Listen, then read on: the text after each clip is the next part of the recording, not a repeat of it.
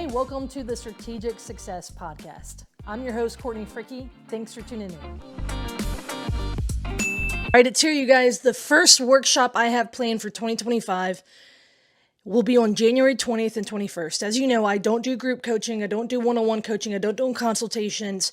I do a handful of workshops a year, and this is where I deep dive, open my brain, and dump it in a way that gives you as much information as well as some practical insight so you can, tackle whatever the topic is. So this class, it's my Fix Your Income workshop that is specifically geared for people who are already in the real estate industry, meaning title processors, real estate agents, appraisers, contractors, you name it. If you support or are part of the real estate industry, but if you have on your 2025 goals to start investing, to do your first or next deal, this is the class for you. I am going to deep dive, what is a deal? Why should you invest in real estate? What is necessary to succeed in real estate investing? How do you find these deals? How do you fund them? Whether you have money today, whether you can qualify with a bank or not. I'm going to include things like sharing about creative financing and whatnot. And this class will be a 2-day deep dive. Lunch will be included both days, and a 100+ page manual will be included as well. This is going to be in the greater New Orleans area, in person only. Guys, tickets are $397 for folks who are in the real estate industry. Get your ticket today at CourtneyFricky.com. I'm looking forward to seeing you there. All right, friends, welcome back to another episode of the Strategic Success Podcast. I'm here with my friend, Joey Long. Joey, you've been on before talking on another episode, but I'm looking forward to having the conversation that we're going to have today. So let's reintroduce you to the folks. Tell us, who you are, where are you based out of, and, your experience and background in real estate. Yeah, so my name is Joey Long. Thanks again for having me on. I'm based out of Tampa-ish, Florida. Not that you'd be able to tell from actual somewhat winter clothes right now. Yeah. But in the St. Pete, Tampa area, mainly in Pinellas County, I specialize in the creative structures, we do a lot of wholesaling, we do some flipping. But really our bread and butter is being that solution-based investor locally that can go in and solve those really sticky, problematic situations and get more on the creative side. I love it. And so let's talk through that. So today what I want to really talk through with you is your role as a creative real estate investor. But what got you? Like, have you always been doing like creative real estate deals? I know for me, when I got started, I was flipping and wholesaling, so I definitely wasn't doing creative stuff so much, right? I was doing a lot of the other, let me do a low cash offer all the time, doing all those things, and then I eventually got into the creative world. What was your story and what got you into creative? The total flip-flop opposite of everybody else. So I was a college dropout. I had some emergency surgeries in college that just kind of forced me out of school.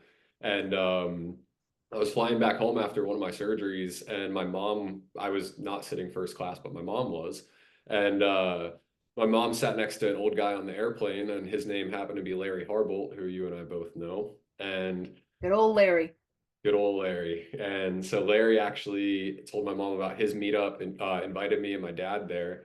And it took me a little while to go, but probably I was personal training once I got back home just because that was what I knew. And then once I got tired of that, probably 6 months later, I ended up going to the meetup and he introduced me to Pete. And you kind of know how that goes. But the thing with Pete was I went up to him and I was like, hey, I know nothing about real estate. I really want to learn. Larry said to come talk to you. And he goes, yeah, you should take my class. And, first time ever in a meeting like that, I'm like, oh, I'm not just going to come in here and pay someone to take a class. I'm Like, not what guru is this? exactly. And so I told him, I was like, well, I just had some stuff with college. I just dropped out. I can't afford a class right now. So, appreciate the offer, but maybe in the future. He goes, can you afford a promise? What do you mean? Do you promise that you'll either pay me now or pay me when you can, or you'll take what I teach you and you'll run with it, you'll learn it, you'll use it, and you'll apply it? And it's like, I think I can afford that. And that was kind of oh my God, I can trust this guy. And also that initial light bulb of, oh my God, you don't need money to make an agreement. Yeah. And little did I know that's what the entire class was about, and that's what Pete lives off of. And so my start to real estate, I didn't even know you could go to a bank to borrow money. So I just used to knock doors and kind of in the hood, actually very in the hood. And I just used to knock every door that I could, and I would just kind of make offers based on what I knew at the time. And eventually it worked. And I bought a rental. I bought two rentals, then I bought three rentals. And I was like, wow, oh my God, I have zero money still, but somehow I'm doing this. And ever since then, I just latched onto Pete. And you might have to edit her out a couple of times. Is it Uh, Miss? that's Misty. Yeah, she barks at Okay, every. but hold on. Let's tell the folks. Let's show people Misty because you do a lot of marketing with Misty, right? I do. Misty, come here. Of course, Misty is not a woman. she just, yeah, no, she just ran away to go bark at a truck. Misty girl, come here. Come Uh, here. There she but is. hey, Misty. Misty, for those of you who are listening, is a dog. You have like your marketing's like Misty buys houses, right? Yep, Cute. my marketing company is Misty Buys Houses, and That's so adorable. we send out postcards with this little face on Tell your it. dog I said I give your dog some good pets for me and some treats. Oh, Misty, she'll be sitting by my feet this whole time unless she barks at a truck. yeah. No, you'll be fine with the background noise. But yeah, so Pete Fortunato, you and I share him as a mentor. You and I have gotten to know each other because I go and I spend so much time in Florida, spending time with Pete, attending those classes, as well. And so I have a vicariously lived through people who are local and get the benefit of being there, um, We keep saying we'll get you down here at some point. yeah, something like that, right? And for now, it's just a lot of flights and hotels or Airbnbs in the meantime. So, with that being okay, so I love that because, and I really appreciate that, with Pete, where it's like the idea of when people say, "Well, I don't have XYZ," they kind of just shut down, and because they just look at, "Oh, well, I need money to do this, and I don't have money." Um, I myself as an educator, by the way, have run Pete's registrations, and I can't tell you how the very first time I ran Pete's educate his registration for his classes, he did not tell me about like how he had made some deals with people for silver. I was not freaking wearing a belt that day, but I had a crap ton of silver in my pockets, and I'm like, right, it's that idea that cash Bring a doesn't gun too. need. I did not get a gun from someone on that one, but it's this idea of like willing like, and it opened me even as an educator that like if someone is just restrained because of cash, like what else do you have, right? Like, and but the world teaches us that the only, really the only currency is cash, and if you don't have it, well, you're SOL, right? So you start taking, you went to his class, you learned, and you started to really start to take and put that into action. You're out there knocking doors. Tell us, you mentioned some of these rentals. Tell us about one of your first creative deals. So my first, I don't know if I'd call it a really creative deal, but my first deal I did was about a month, probably a month and a half after Pete's class, in the hood. And this is actually a street where we had riots back in the day, so it was really not a good area at the time. Okay. And I knocked on the door of a duplex. Lady answered. Nice lady, was a tenant, did not get along with her landlord. She was very quick to tell me that. I was like, wow, I just learned about this. This is the type of people I'm supposed to be talking to. And she was more than willing to give me her landlord's number, talk to the landlord. The landlord lived in New York, didn't get along with the tenants either, didn't like the tenants. So there was some distress there. And the Right tenants, from both sides, yeah. both sides. And one of the few times I've seen where it wasn't the tenant's fault. The house was in great shape. They were Section 8 tenants. Section 8 gets a really bad rep, but good Section 8 tenants that appreciate it are awesome tenants. So I just sat with them on the porch and talked to them for a while. I talked to the owner on the phone afterwards. And after having a few conversations, we agreed on a price. And then I was able to also, from what I learned in Pete's class, we couldn't figure out something creative on that, but I was able to go and get private money for 30 years from an IRA that I didn't know what an IRA was 2 months earlier. And so I was able to cash flow on that from day one. And I think I had 5% terms or less than 5%. I think it was like 4.75% terms on that. So I was cash flowing very well from day one. So you got an everyday individual, right? They don't have a business card that says I lend money, right? They're not, a broker at a bank, or anything like that. And they had a retirement account, so that IRA that was self-directed, and they lent you for 30 years on a rental. Do you have a balloon on that? I ended up selling it, but I did not have a balloon. I wish I didn't sell it, but sold it right before the yeah, don't tell me.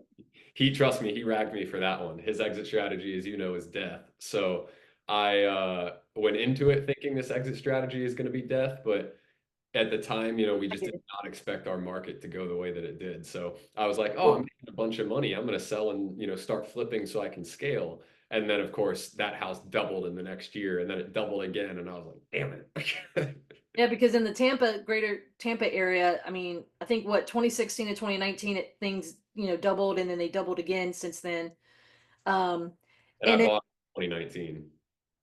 yeah, so it reminds me of how, one of the things Pete says. He says, flippers have great stories, but they don't have any equity, right? Like, so at the end of their life, all they have is a bunch of great stories. But imagine what would happen if they would have kept them, right? So okay, off that topic. But that's the new school thought, right? Like a lot of my mentors early on, we're all about scale, scale, scale, and quick money today, right? So like that equity is hurting people when they see it, because all they're hearing is, man, I could take that cash and go buy something with it. I could, like, so they're like, oh, I need to flip it to get that, right? Yep.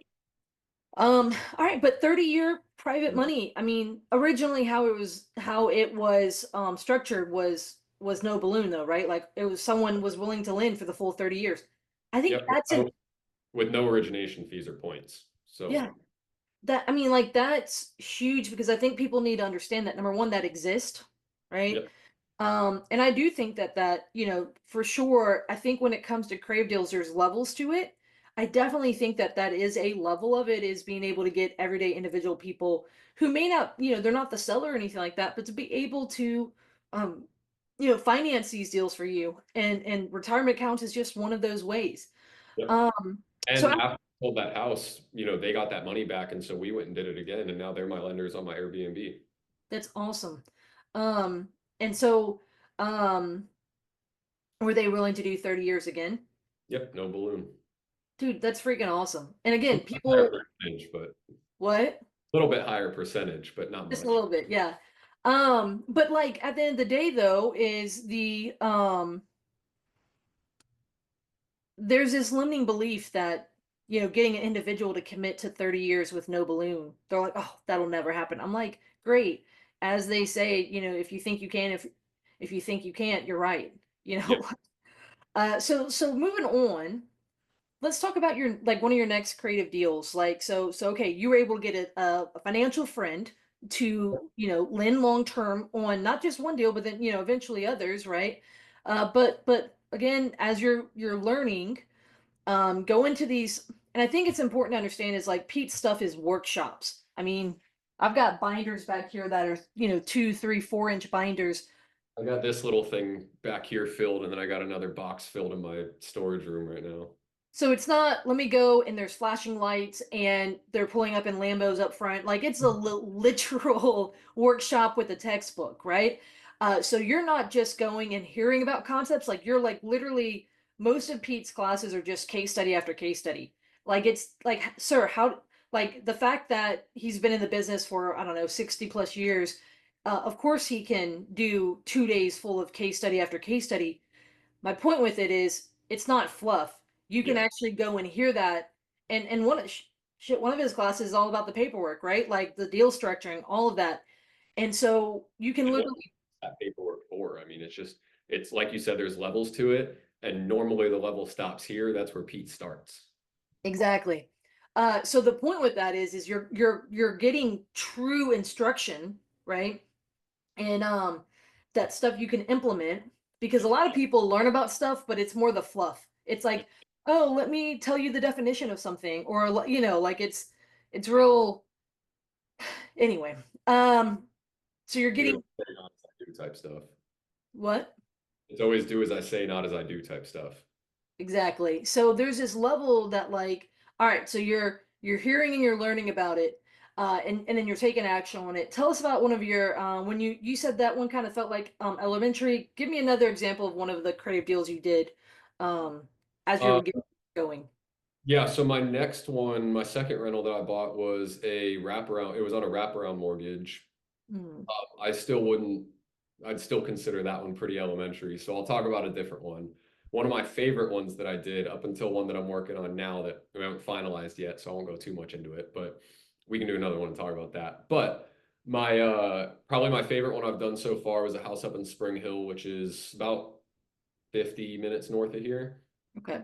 And beautiful house, 3 bed, 2 bath, right by Weeki Wachee Springs State Park, which is just a big paddleboarding natural spring place where you can go and float and not get eaten by alligators. And Important. very important. And the cool part about this one was this seller had bought the house for his daughter. His daughter got married, moved out, and bought her own house. And he didn't want to pay the capital gains on it because he bought it in like late 2000 teens and or 2010s, whatever. And then I think we did the deal in 2021, so it jumped up quite a bit. It was 21 or 22, but it jumped up quite a bit in a short amount of time. So he didn't want to pay the capital gains, and he was actually under contract with another group for 270,000 cash. And we ended up talking him down. We had him cancel that contract. They were still in due diligence, so that was easy. But um, he ended up walking from that contract and he ended up coming to us and we ended up structuring $220,000 seller financed with I want to say it was 27.5 down and the rest of it was 30 years at 4.8%. And then he had a second house that he wanted to sell that we couldn't at the time he wanted too much and it needed too much work. It was a priorly repaired sinkhole, so just didn't want to take it on at the time. But because we did the deal on the one that we did 30-year terms on and we came in with such little cash down, I was like, well, what if I buy an option on that other house? And Mhm. so I got 30-year terms on the one, bought an option on the other one, and then I ended up selling that option to a friend that went and closed on it and got 30-year terms on that and moved into it as a primary. So I got paid out on that option. So that one was a lot. That was, I call that a Pete deal because there were a lot of moving parts that we got to puzzle together. Sure. And A lot of people benefited. So let me slow your roll. You mentioned you did a wraparound one. You weren't gonna like go into detail on that one, but for folks who may not know what that is, um, knew you were gonna circle me back to that. yeah, how would you explain a wraparound? So So Mark had a deal. yeah, so this one was from Mark, who's also a mutual friend. And it just wasn't cash flowing him the way he wanted. He had a bad tenant and it needed some work. Um, and he just, quite frankly, was kind of done being a landlord. So wanted to keep cash flow, didn't want to pay the capital gains tax. And Yeah. he actually bought it on seller financing. So there was an underlying mortgage there already. So we did a wraparound where he basically got to keep his mortgage in place. We made another mortgage around it. I Mhm. paid him, he paid his original seller, and then Mark got to make a spread off the interest rates and a small spread off the principal, but the main spread was off the interest rates. So he Yeah. keep his income. I threw a tenant in there. My payment was this sounds crazy now. My payment was 449.83. I bought it for 84,000 with 7,500 down, roughly 450 a month payment, and I had it rented for 1,100 day one. So that was a good one. I owned that for 2.5 years, and then I sold that one with the duplex. So another one, that one needed more work, so I don't regret selling that one. But I could have done something more creative with it on the sale. So, but that Okay. was Well, okay, so people seeing here, like, I mean, Mark had hesitation, right? He's like, I have an underlying with seller financing with the seller, and I don't really want to pay that off, but I don't want to still be a landlord. And so you were able to find his problem and help. So then this other deal, you got a guy who bought a house for his daughter, and his big problem is the taxes. Um, hold on. This, for those of you who've been watching, um, I'm sure you know, do you know Section 537? maybe if you tell me the Publication. So this oh is the, yeah, publication 537. If you're watching, I have this binder that I keep.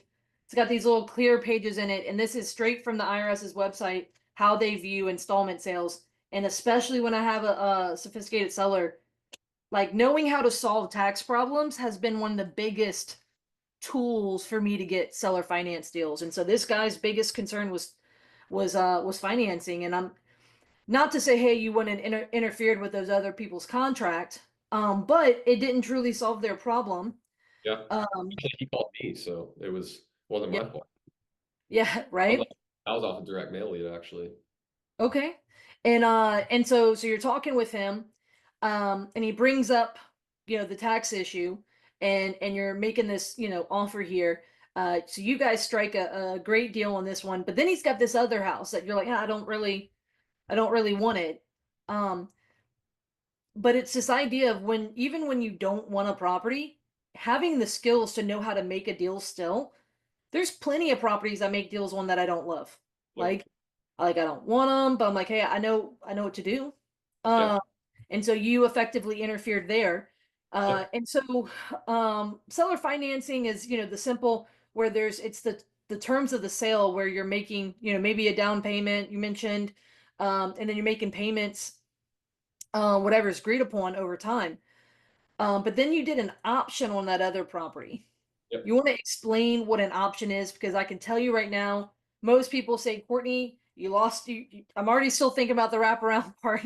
Like, I'm used to things like subject to and seller financing, but that's kind of the limit of my knowledge. Explain what an option is to folks. Funny. The first of two times I'm teaching that today. I got to go speak at an event tonight on using options in this market. Um, but options are great. It's basically the right to buy the property at any point in so amount of years. So generally, I try to go 10 to 20 years. And the great thing about options is depending on the language, the option consideration can be untaxable to the sellers. And on this one, I actually did that unintentionally. I didn't know that at the time, but just the way that we ended up writing it up and the way that Pete actually helped me write it up didn't explain this part of the language to me.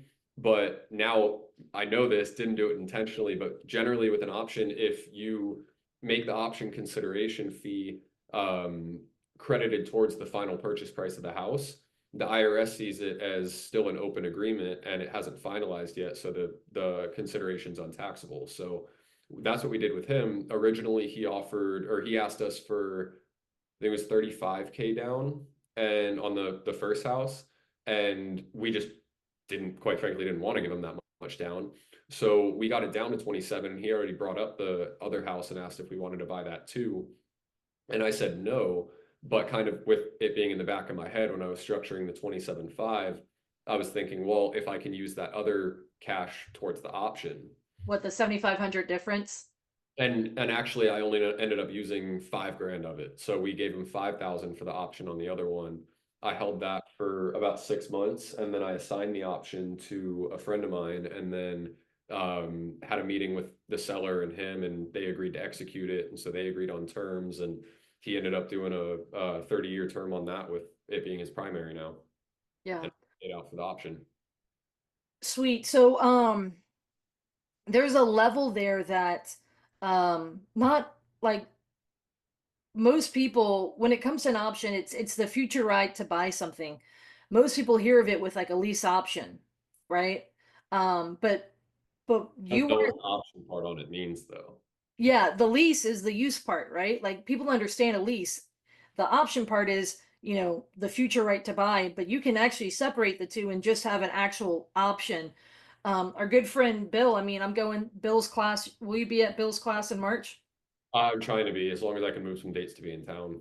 Yeah, so Bill Cook has a class on options that I know I'll be attending it and down in Tampa. And I mean I think it's important for people to learn this because not everyone wants to, as you talk about, like they don't always want to move out of the house. You can't always come to an agreement today on a property.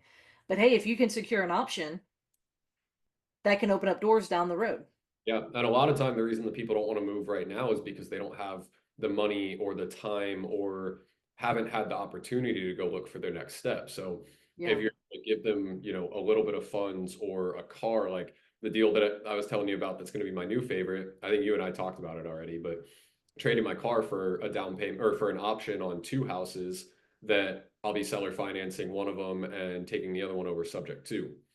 And so Let's pause. So someone has two properties. So some seller has two properties. One of them may be free and clear. The other one has a mortgage on it or something like that. Um, and then your car. Do you mind sharing what type of car you have? Hey guys, Courtney Fricky here. We've got Aussie Steve. And look, if you have a deal that needs to get moved, Southeast Louisiana, even in South Mississippi, we're your folks. We are the largest dispo company, really in the greater New Orleans area, even Southeast Louisiana. We have great contacts in South Mississippi as well. Steve, why do we move more deals than others? Just we're very deep in this market. So Greater New Orleans can be really confusing for national wholesalers. The comps are hard. We change block for block. We got flood zones. You know, we get a lot of hurricanes and the likes, and just a lot of the national platforms don't have the buyers on their list. So we are deep with buyers, but we're deep with relationships, which is really important in this market. So we love JVing with out-of-state investors.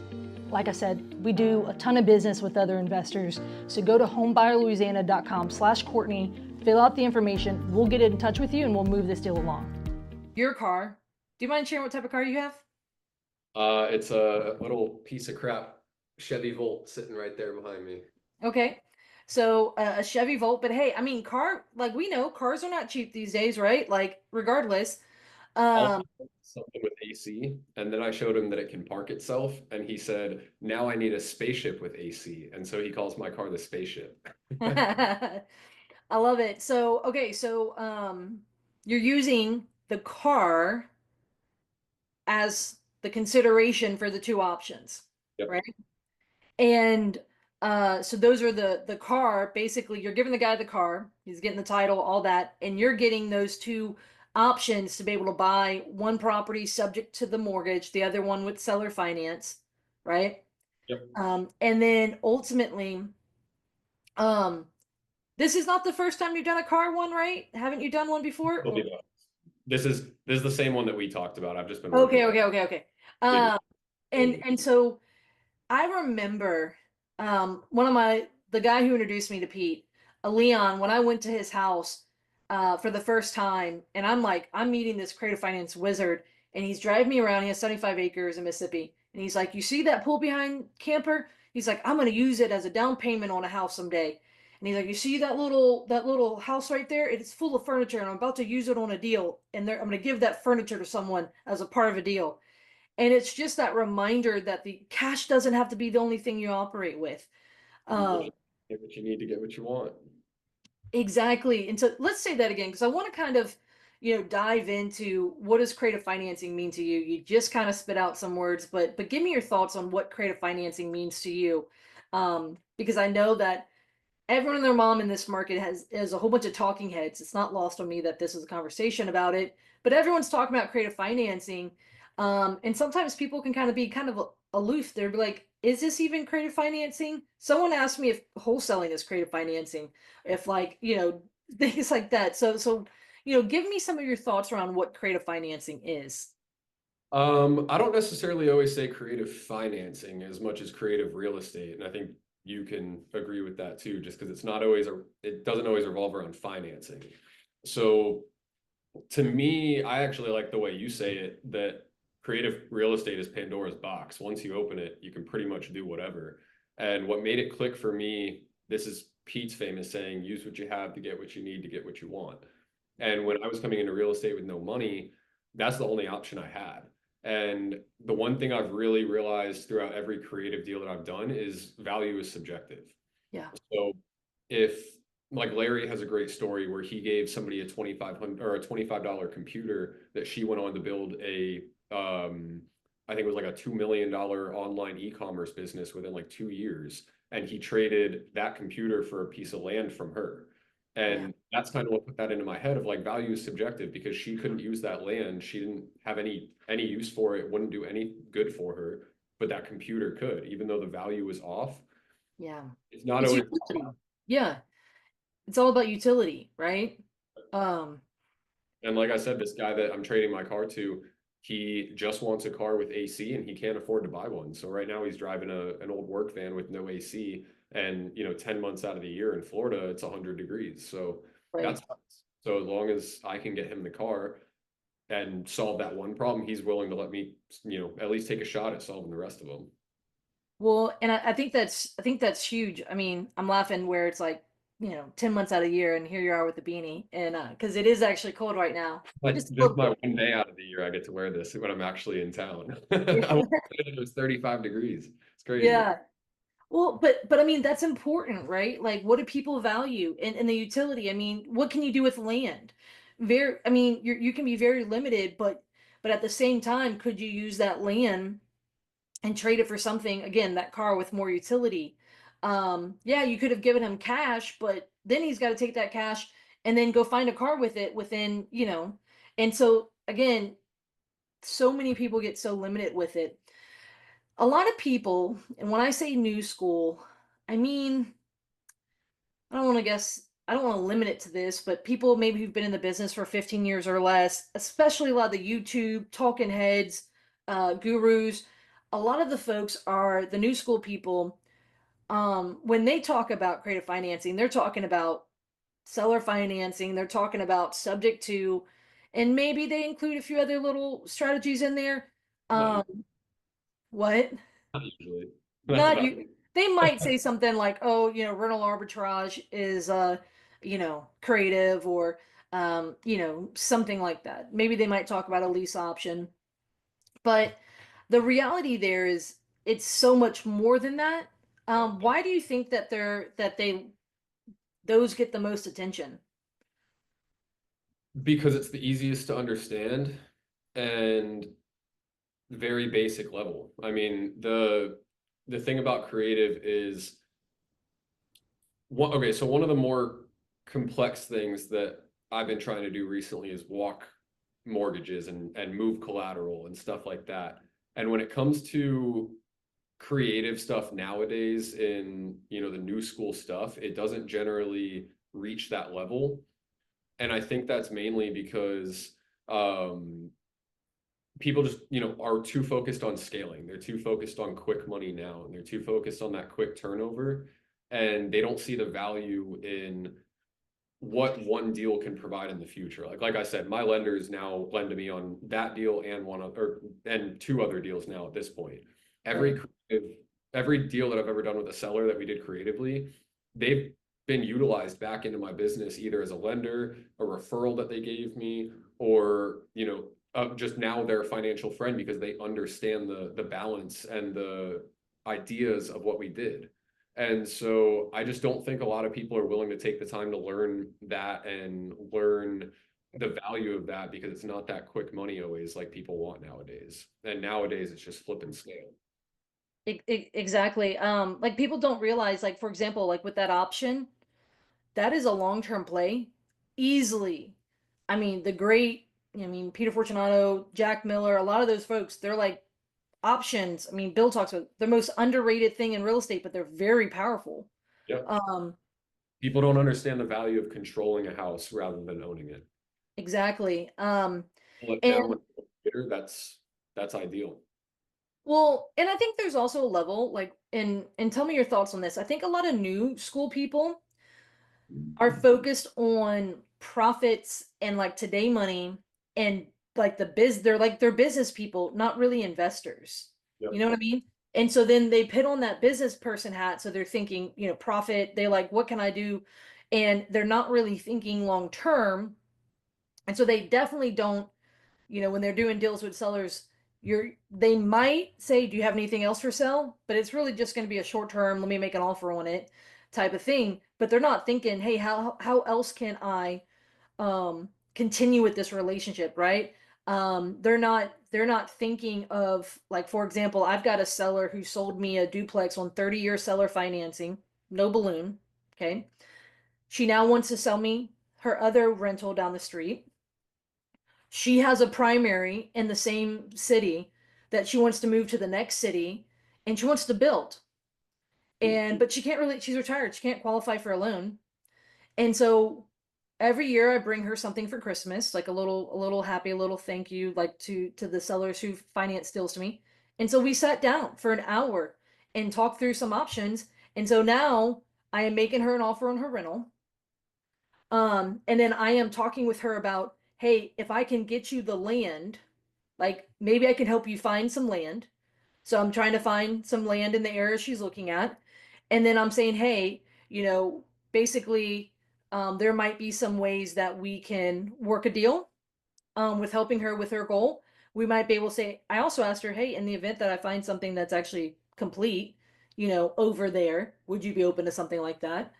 Um, and we're talking through that. I mean, but I've had a relationship with this woman for a few years now, and I make payments with her monthly, but I see her at least yearly, right? And then she said, she called me not that long ago, and she said, "Hey, my cousin owns a property in such and such city.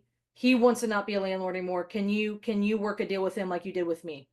And I'm just like, "Yes, ma'am. What else can we help with?" You know? Dominoes start to fall. And but people, they're so, again, well, hey, what do you have today? Like, they don't realize that a part of the world we live in is just, it is very hard to scale the creative world. Oh, very. Like, and I went on my tangent, but that was ultimately what I wanted to get to. I got asked to speak at a mastermind. They were just doing their event in New Orleans, I guess, because it's a fun city. Um, Whole bunch of business people, flippers, wholesalers, business people. Their biggest conversations were around staff, scaling issues, all of that. They asked me to come and talk about creative, right?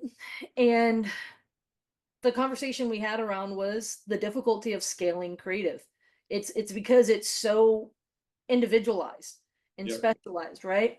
What are your I think thoughts? that's a big, I think that's a big reason why in the new school it's not the knowledge isn't as deep either because people think, subject to, yes, that happens a lot. Seller financing, yes, that happens a lot. Generally these days it's I want half down, I want, a 5-year balloon at 6% interest only, which I'd rather go to a bank or hard money at that point. But I think the I think the mindset is unless it's those basic two structures, like it's so far and few between, it's never going to happen. I'm never going to come across this.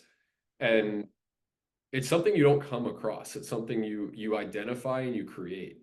yeah, And I think a big thing too is just it's people don't realize exactly what you said. They're like, oh, well, I can't scale this. Well, it's not about scale and it's not about doing this on every single deal. It's about having those tools in your tool belt. So when that opportunity comes, you know what they say, what is it? Whatever's opportunity and preparation meeting, like yeah.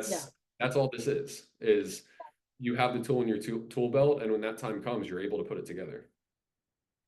Yeah, and I think that's key. So like one of my best friends, we actually have a portfolio of properties together. He runs the largest wholesale company in New Orleans. We've tried figuring this out, and literally all it is now is I train his team to listen for certain things. I train them, if this then that. And then I've given them some basic for seller finance and subject to, but then after a certain point, they just team me up for the appointment. Like, because it becomes something where it's so hard to give a generalist the skills and the tips. At this point, I'm the specialist.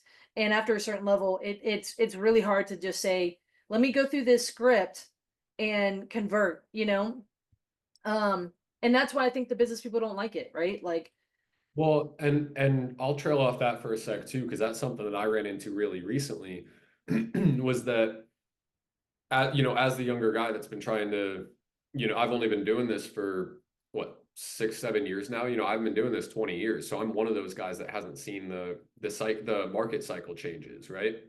So I've only seen markets go up, and I was always one of those guys that wasn't the scale guy. I wanted to be an investor, not a business guy. And I was watching all my friends that were, building these wholesale companies. I'm like, oh my God, how are you doing that? I'm not doing that, and I want to. Took me a sec to realize that I had a knowledge that none of them had. They just didn't know it yet. So once I started actually realizing that, all right, I can be the creative guy.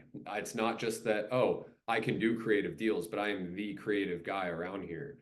yeah, If I can be that guy, that's when you can somewhat scale a little bit more, because then it's not only your deals that you're marketing to, but then it's all your friends and all the local people in your market that can't close these deals that you're like, hey, I can show you how to close your dead leads. And then all of a sudden you have all these JV opportunities. And that's where I've kind of figured things out recently is, and I'll give a lot of credit to one of the masterminds that I'm in. A guy named James Lascara has a mastermind around here. And he told me going in, identify yourself as the creative guy. Right now I have 2 short sale JVs going on. One JV with a lady in Texas. We're trying to trade a Sprinter van for the down payment to take over her house, or well, not take it over, but buy it on seller financing in Tampa. And then another buddy just hit me up today that I'm talking to tonight after I speak at that event, that he's got another creative deal that he wants to work on with me. So that's where you can push that scale a little bit and offer your knowledge to those people that don't have it. So welcome to my whole business model is one to many marketing, and go to get the, if they know what you can do, then they know to call you when they hit it, right? And that's honestly real estate agents and other investors. That is, if they know when they hit XYZ to then pick up the phone and call you, then I'm doing my job right. And so that's kind of really a lot of where I operate out of as well, because people don't want, I mean, all these binders, shit, I don't know how many of them, but I still attend 6 to 10 conferences a year. And I'm consistently we're learning to be the specialist, right? People don't want to go do that, right? And then they're like, hey, well, if I can make a quick buck off of doing something with Courtney, whether it's I pay them a finder's fee, whether I pay them a wholesale fee, whether I pay whatever, they're like, okay, yeah, if I don't have to go learn what Courtney knows. Exactly. And so, and that, my friends, is how you make a lot of money off other people's laziness. So, as Al likes to say, I like to interrupt people for a living. look, it's one of those things where I think there's something to it. So I want to get one more thought from you. We did not discuss it beforehand. And what are your thoughts on wholesaling creative deals? So let's be clear. You have a seller who wants to sell a property to you on seller financing, or let's just say subject to. They have a mortgage, because I actually care more about the subject to one. The seller has a loan tied to their credit. You can buy it subject to, you have a contract to buy it subject to. And there's a lot of people in the new school world who are saying, well, then you can go take that contract and sell it to someone for 5, 10, 20, whatever. And then that person can then buy it subject to the loan. What are your thoughts on the topic? I don't know if you can see me trying to not utter out a certain guru's name right now, but I think a certain someone has given a very bad rep on being able to assign subject to deals and stuff like that. And it's going to get you in a lot of trouble, in my opinion. It at least can. And I know everything in real estate has a risk, but this is a felony level risk. So it's not something that I recommend. The only time that I do it is I have assigned subject to deals. I have assigned seller financing deals. The only time that I've done it is when I assign it to one of the people that I know and trust that have taught it to me. And like if you live down here and actually bought stuff down here, if I had a sub 2 deal that I didn't want, I would call you in a heartbeat, because I know you'll keep your promise, and I know you'll give me a security position behind you that if by some chance, unless, you close in a trust or something, which I don't even know if you can do on sub 2, but unless, something were to happen to you and you weren't able to pay because, you got hit by the proverbial bus or something, I know you're going to keep that promise. And if you can't, you're going to give me a security position where I can come and fill in for you. And in my opinion, that's the only time that I would even think about wholesaling a subject to deal or even seller financing, because I always say less risk with monetary stuff as there are with promises, because promises can screw up all the rest of your monetary stuff that's still going well. So yeah. I'm not a fan. Long story short, I'm not a fan. are you seeing issues in your area in Tampa for, let's, doesn't just have to be a signing, but in the creative world? Again, a lot of folks are teaching about it because this market's demanding it, right? So everyone who used to teach XYZ now teaches about creative financing or whatever. Again, everyone's doing a YouTube video on it, TikTok on it, whatever. So a lot of folks talking about it. And so then a lot of folks out there trying to make these offers for the first time. We want to encourage that. We just want to encourage you to, um, it matters who you learn from. But so we're seeing a lot of people get in to the creative world in a new way. Yep. What is that looking like in your market? Not a whole lot. It's it's happening, but I haven't seen a lot of stuff that's done right or well. So generally I end up seeing, the same deals that get sent to me for, hey, I got this great subject to deal that I'm working on. I end up seeing them close cash or end up going to foreclosure, which if I, can step in time, I will, but sometimes I'm just, too much going on to keep up with everything. But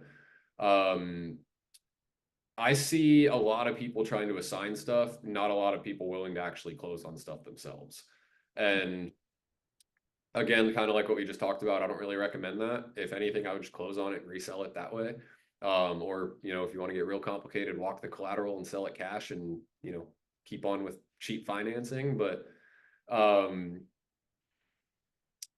it's something that luckily right now, a lot of the big players in our market and a lot of the people that actually do, what they say they do, they'll come to me if they have something they can't figure out. And I always tell people, I'm not one that if you ask me a question, I'm going to be like, hey, I have to have, a JV position with you.